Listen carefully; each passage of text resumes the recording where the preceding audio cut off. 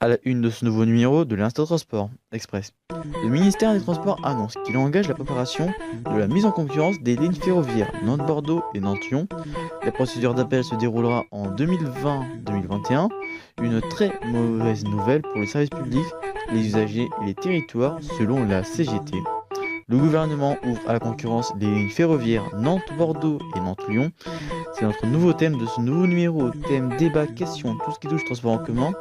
Vendredi 11 janvier 2019, c'est le 8e numéro de l'Instant Transport Express. Bienvenue.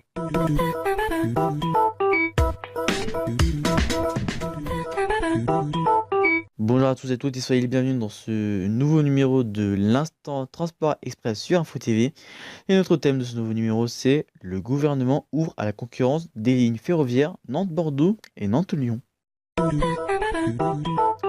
Dans un communiqué publié ce mercredi, le ministère des Transports annonce que l'État a décidé d'engager dès maintenant la préparation de la mise en concurrence des deux premières lignes TET, train d'équilibre du territoire, Nantes-Bordeaux et Nantes-Lyon. En effet, la convention actuelle entre l'État et SNCF pour les lignes de TET, aujourd'hui exploitées sous le nom de ligne intercité, arrive à échéance en 2020. Il pourrait donc s'agir des deux premières lignes nationales en France à passer à la concurrence et potentiellement à être gérées sur le privé. On a un seul opérateur par ligne ferroviaire.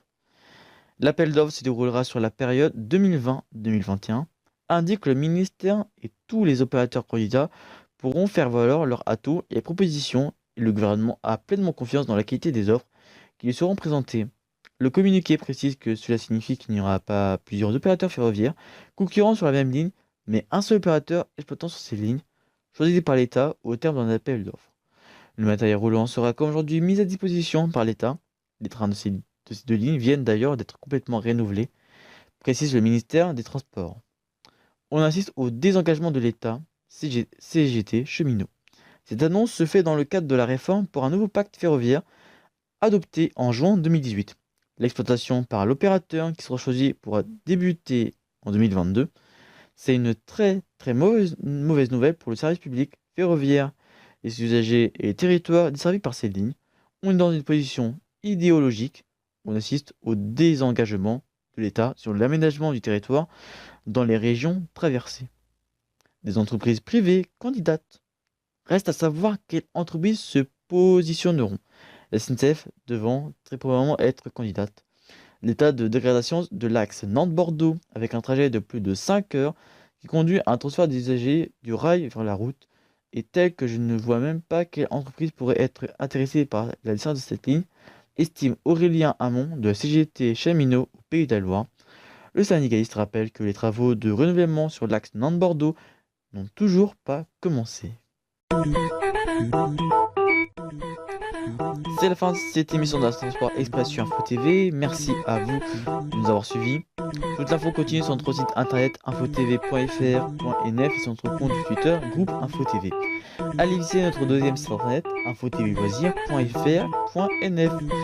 Prochain rendez-vous, c'est samedi à 18h pour le journal présenté par Léon Patron. Dimanche, vous retrouvez Epic Series. Quant à moi, je vous retrouverai mercredi prochain, 15h, pour l'Instant Média. D'ici là, très bonne journée. C'est Info TV. D'ici là, portez-vous bien. Ciao.